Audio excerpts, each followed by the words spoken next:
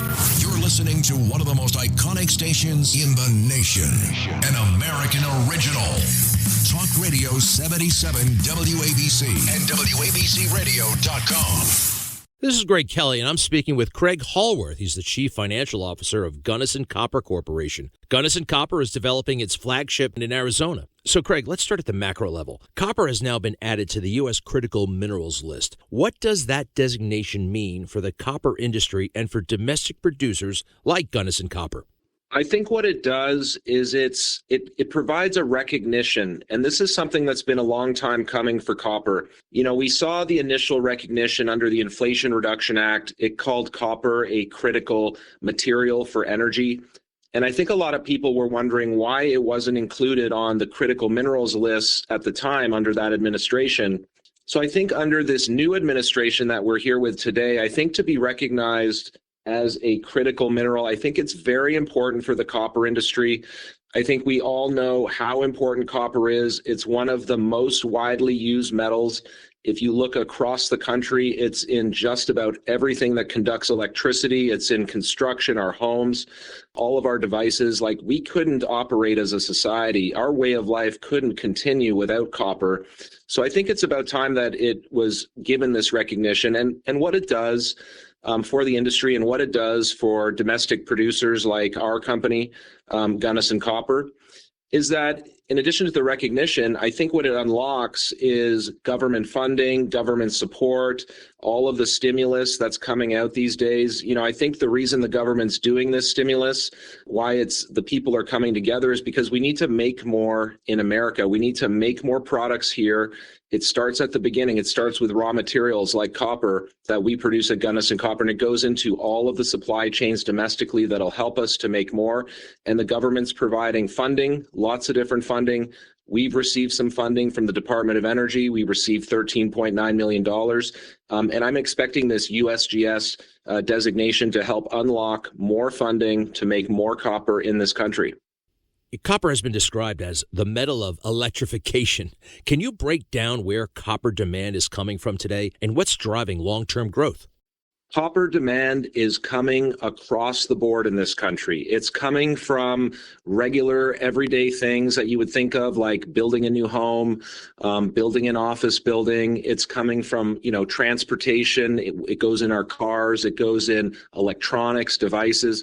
So it's in the everyday things that we need to function as a society, to sustain our way of life. But there's also some things that are very important that are less thought of.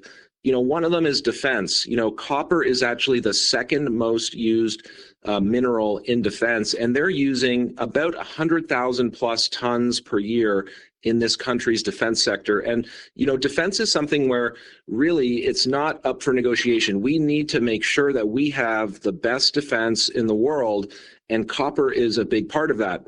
And, the last one that I'll mention is something that's getting a lot of press recently, and that's AI, data centers. Everyone's talking about that. Some analysts think that AI and data centers, with all the build-outs that are happening, could consume about 400,000 tons of copper a year.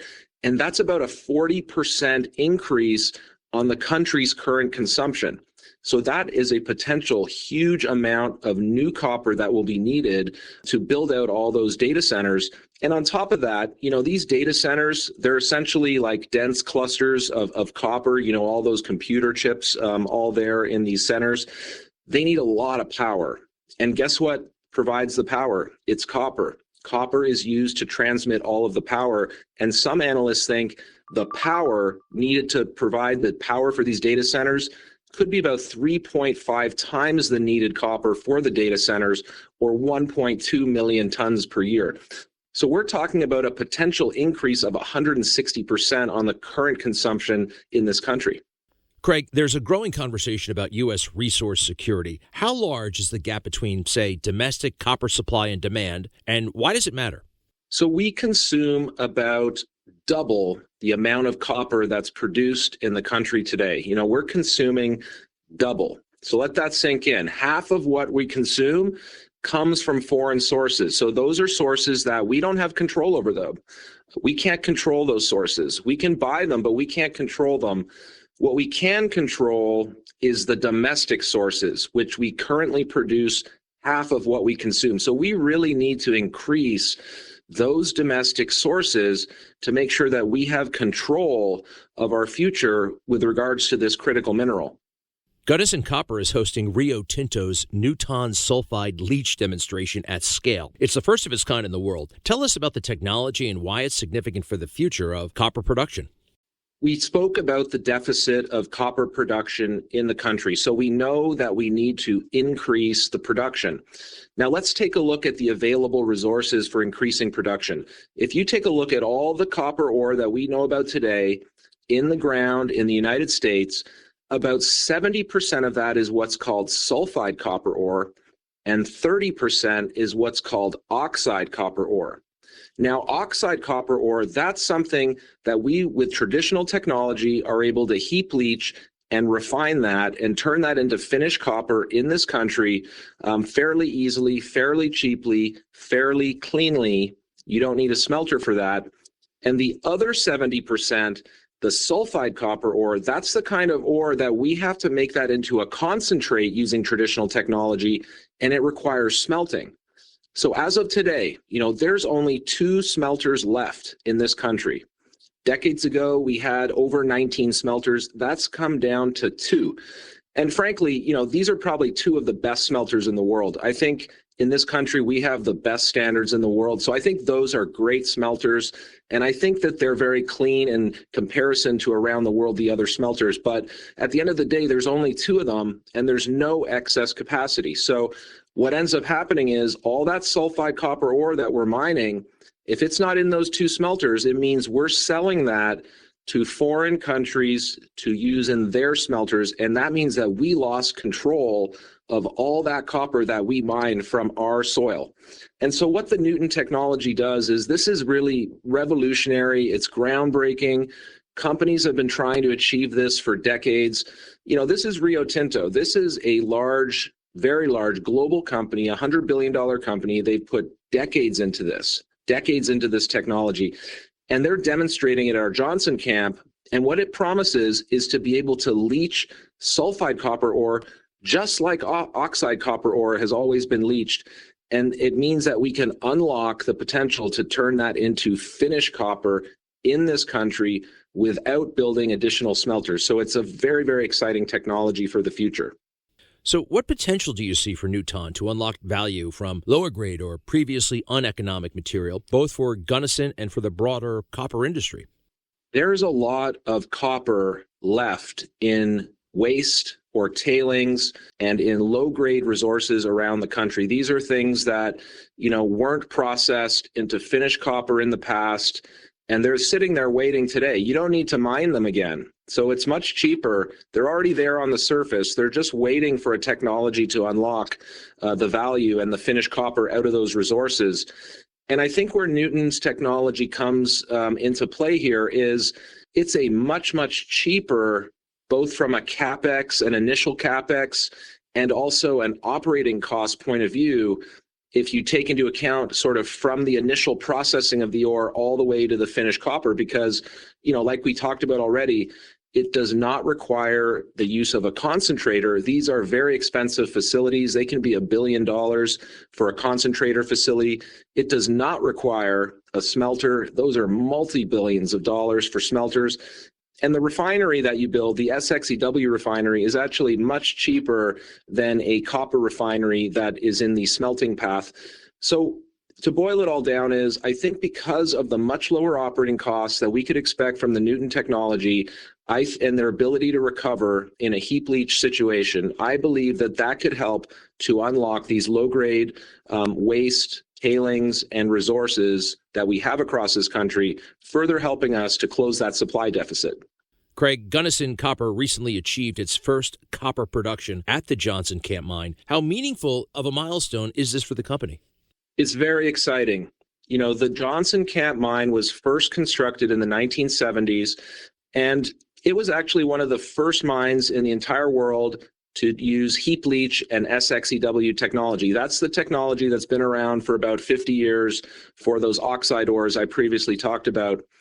And so for the Johnson camp to start producing and to be using the Newton technology, the first of its kind to process sulfide copper ore into finished copper, I think that's just really fitting and really exciting. And, people love a mine restart. They love to see an economic driver of a region, that was sort of on care and maintenance because of the technology gap that existed prior to Newton, to be restarted now that this technology is available, generating many, many high-paying jobs, generating taxes, property taxes that go into the local communities, and that economic ripple that sort of comes out from these big drivers of value in the Cochise County, which is where we're located. So I think everyone in Cochise County, all of the business leaders, the community leaders, people at our company, we're all just very, very excited to see this come back into production.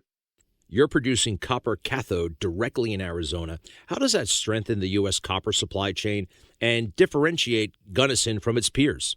Producing finished copper in the United States is the key.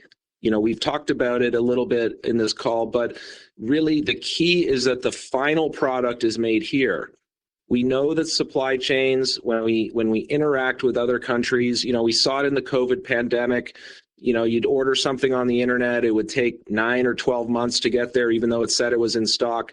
I mean, we know that those just-in-time global supply chains, we know about the risks now, and we know that in future uncertain times that those risks, those might be risks that we can't take. We need to make the finished product here, and as copper is a raw material, that goes into all of the different supply chains, it's really vital that these raw materials are made into the finished copper here and that we're not sending overseas and losing control. Craig, let's shift to your flagship Gunnison open pit project. What makes the project a cornerstone of Gunnison's long-term value creation strategy? The Gunnison deposit has scale. That's why it's important to the country and also to the company. It's 550 million tons at 0.35% total copper. It'll make 170 million pounds of copper per year, and that's about 8% of the entire country's current production.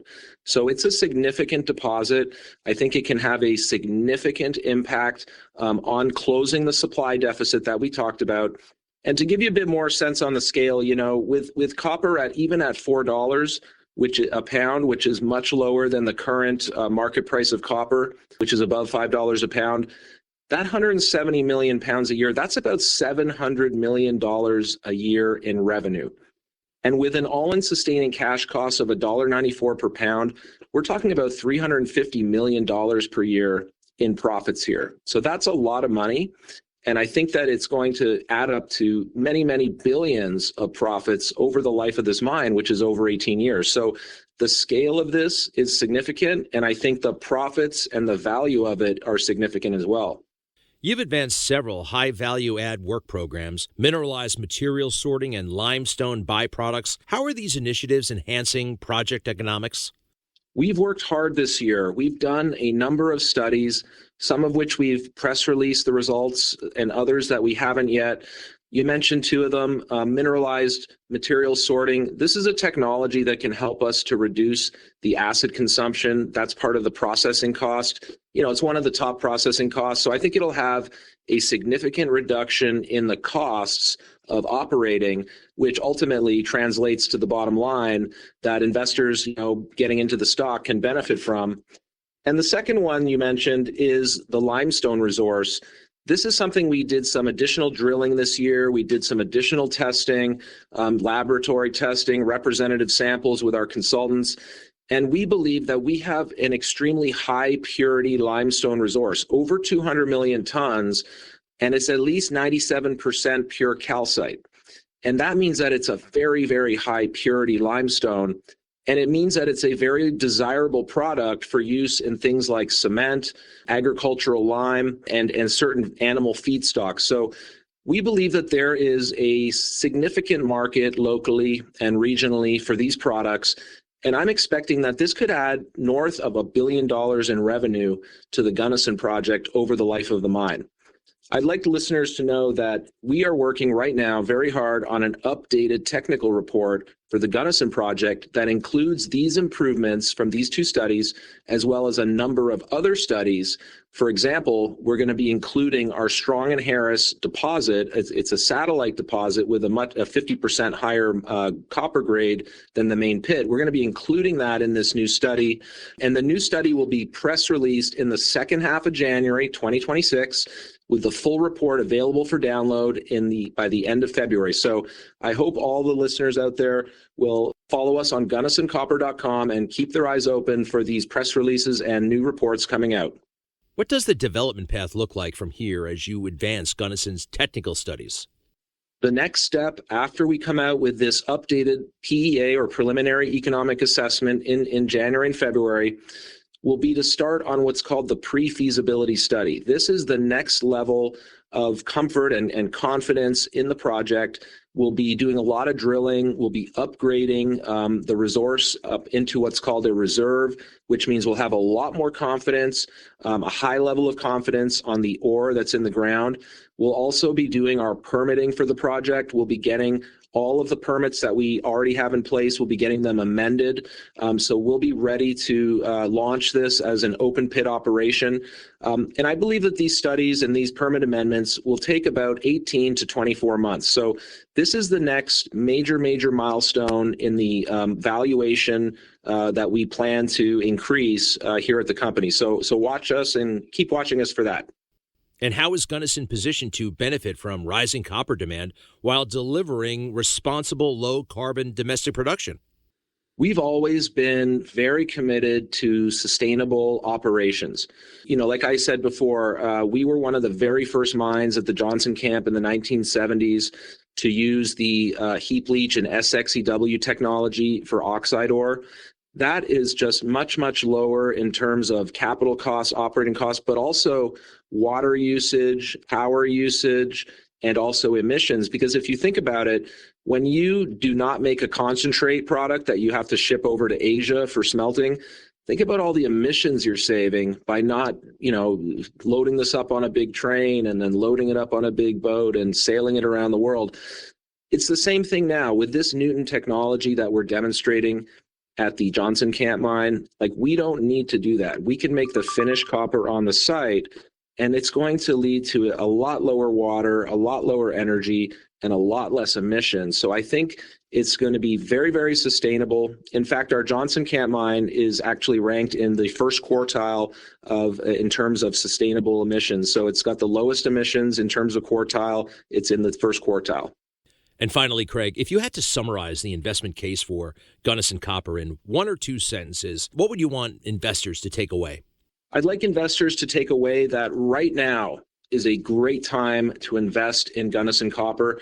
We are advancing a very significant project, and we have a major catalyst coming up, like I said, in January and February of next year. So we can look forward to a significant catalyst in the next few months. In addition to that, we just started production with the Newton technology at our second asset, the Johnson Camp mine, and it's going to be really great watching this ramp up as we get to commercial production. I think it shows that we can execute as a company, and for a company to be able to show that it can deliver and execute, I think that shows that investors can have confidence in us that we'll be able to deliver and execute on the Gunnison project as well as we bring that to its next valuation milestone. Thank you, Craig, for the update. Craig Hallworth, the Chief Financial Officer of Gunnison Copper Corporation.